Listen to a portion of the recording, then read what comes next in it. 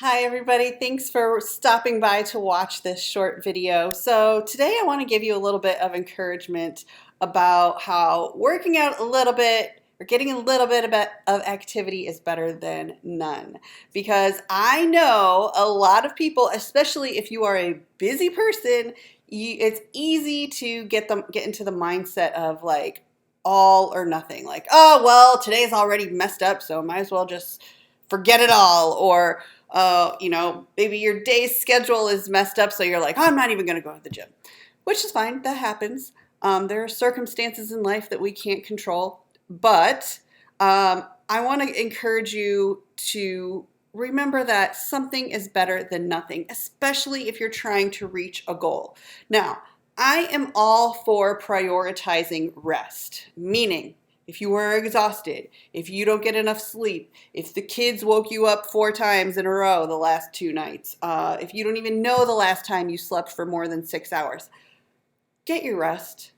Don't burn yourself out at the gym. What I mean by burn yourself out, I don't mean mentally, physically. I mean, well, physically in the sense of ruining your hormones, because that can happen.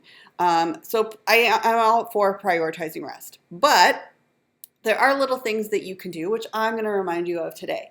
So in case anyone is sitting there like, well, sure, Kelly, easy for you to say, you don't have kids, you don't have this going on, blah, blah, blah. I understand. I get attacked like that frequently. So I'm going to reassure you that I don't know if you know my story or not with autoimmune disease, the stress of losing my job made a lot of my health issues that were teetering on the fence go fully overboard. I had a lot of health issues explode from like early 2017, pretty much for 2 solid years. And I'm still in recovery from all of that. I have to be very careful with my health now, but I'm back to the gym. I'm back to training. I really would love it if I can compete in powerlifting again in 2020. But after I had started to heal my symptoms from autoimmune disease and started gaining some of my sanity back and my mental clarity back and my ability to just get through a day without feeling insanely exhausted, by taking my supplements, by reducing stress, by prioritizing rest and taking care of myself in a way that I never had before. When I got to a point where I was like, okay, I missed training every single day. And when I say I missed it, I mean in a sense of like I was longing to have that in my life because that has always brought me happiness. Now, I know not everybody feels that way. Even if you hate getting physical activity, you need it for your health, right? And it's the more you do it, the better it is for longevity, especially resistance training. But when I was in that point in my journey, when I started feeling healthy enough that I was like, okay, I'm ready to start regaining my activity level. It started with short walks. There was a point when so my mailbox in my neighborhood, everybody has we have like a community postal center. And for me, it's about a block and a half away. There was a time when I was so sick that was so physically exhausting to me. I would just walk halfway there and I felt like I was going to pass out because my adrenals were so fatigued. My body was simply not in a healthy state. But once I was able to walk to get my mail and back without feeling like I was in excruciating pain, I started to go for more walks around my neighborhood. And, I had to go with that mindset that something is better than nothing. And, I went for about a year without doing any kind of real training or weightlifting. Longer, depending on how technical you want to get with that. I would try once in a while. Sometimes it left me passed out on the floor in my studio downstairs. But anyway, working up in small increments, anytime I had a chance to walk a few extra steps, I started building up that way. I started building up by, during the times I was unemployed, using my Fitbit and the tracking my steps and just trying to get an extra 100 to 200 steps day by day, just in my house, walking around, walking up and down the steps in my house whenever I could. And then, as I started to feel better, I was able to build up and start doing more little things.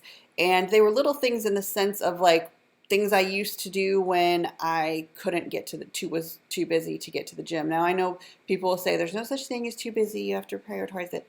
I used to be that person, but this is on a topic for another day. But I believe there are those days when you're too busy for the gym, because I know in over-functioning professionals that is common. And if you are an over-functioning professional, you are my people. Over-functioning and fatigued professional, you are my people. But little things that you can do. Sometimes, like if I'm just standing filling up my water, I'll do heel raises. I do heel raises all the time when I'm brushing and flossing my teeth. So I'm doing something.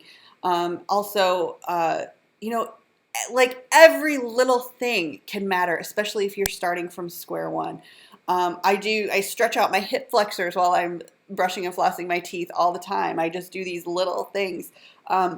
When I fold laundry, I like to put on music and I dance around while I fold laundry. Sometimes if I'm not in a time crunch, I will take my, just to get, laugh if you want. I know it sounds ridiculous. If you have the time, sometimes, from so my washer and dryer are located basically across the hallway from my bedroom. I'll just like grab a shirt from the dryer, fold it as I walk to my bed, walk back to the dryer, grab another shirt, fold it as I walk back to my bed, and I will walk back and forth like that. And that can really add up to a lot of steps, especially if you have more than one load of laundry. So also, if you work in an office, do some laps. If you're paranoid about people looking at you funny, let them know what you're doing. Maybe they want to join you too. I think a lot of offices tend to have these little wellness challenges, which I talked about on one podcast episode a while back, which they tend to push a lot of poor information and not really make it easy for employees to partake because they're so busy bogging them down with work. And it depends on where you work. But I think a lot of offices would not discourage you from doing that, especially if it's just, if you can have a chat about a project while you're going for a lap. If you get stuck in a hallway at work talking to somebody about a project, suggest that you go walk while you talk about it. You can get in steps that way. This is something I used to do all the time. Park far away in the parking lot at work. Park far away. It's going to force you to get extra steps. Sometimes, I know there's always a meme about carrying in all your groceries at once, no matter how many you have. But, if you kind of challenge yourself, do it like a race so it doesn't take up more time. Take 3 or 4 steps, even if you could carry it, or 3 or 4 trips, even if you could carry it all at once. And I know everybody's like, oh my gosh, I don't have time for that kind of nonsense. But you might. If you were going to go to the gym and you decide, I'm not going to go, I just don't have time. You've got time to do 3 or 4 trips into the house back and forth, or 3 or 4 times up your stairs if you have them in your house. Another thing that you can do when it's all or nothing, you feel like you have no time, look up Tabata workouts. I probably can't give you a super accurate definition off the top of my head, but most of them are based in like 4-minute increments where it's like super intense and then rest, and super intense and rest for like 1 minute on, 30 seconds off. And you can do that for just a few minutes a day. It's so much better than nothing. If you have kids, get your kids involved. Maybe just have a dance party. Put on some music that gets everybody moving. And even that for 2 or 3 or 4 songs, that is so much better than nothing.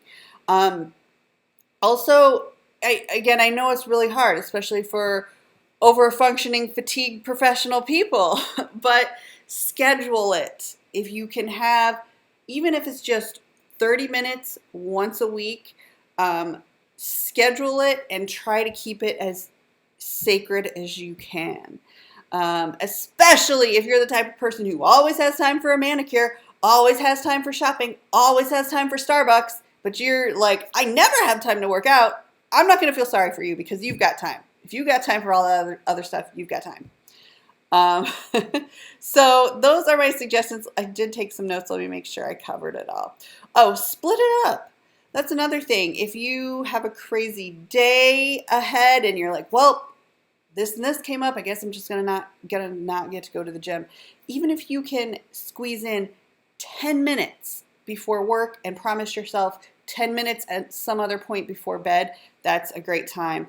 And another tip, would always work for me too, and it depends. I know everybody's different, but just throwing other ideas out there.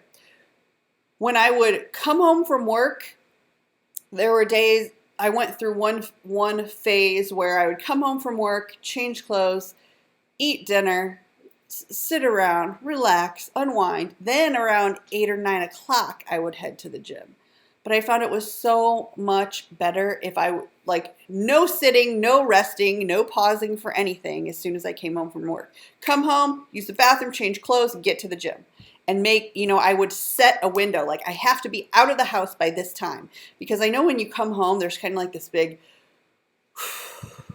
like you feel the decompression start to happen. And if you start easing into that decompression, it's easy to just let the time let the time pass quickly. But if you time it, like if you walk in the door at 5:40, time yourself. Okay, I have till 5:50 to get back out the door. That way you still stick with it. Just get it done. And I know that stuff changes if you have kids to take care of and other obligations, but hopefully those are some tips that can help you to just find little pockets of time wherever you can, because a little bit is always better than nothing. Oh, and by the way, I was about to say, and thank you very much, goodbye. But one more thing. Join the FitFizz Raw Energy Oasis Facebook group. The link is in the description, and I have the entire year of content ready to go. Every Wednesday, there's a free recipe. Weekdays, I'm going to have post just fun little things. Mondays, there's a quick, easy challenge, and I have little surveys for you just so I can learn more about you and we can all have a good time. And it's just a place to celebrate your victories. Like FitFizz is all about celebrate victories. Celebrate your victories. And we're there to give you encouragement. And if you opt into any of my coaching packages, you can get more answers to your questions there. So I hope to see you there. FitFizz Raw Energy Oasis Facebook group. Thanks. Bye.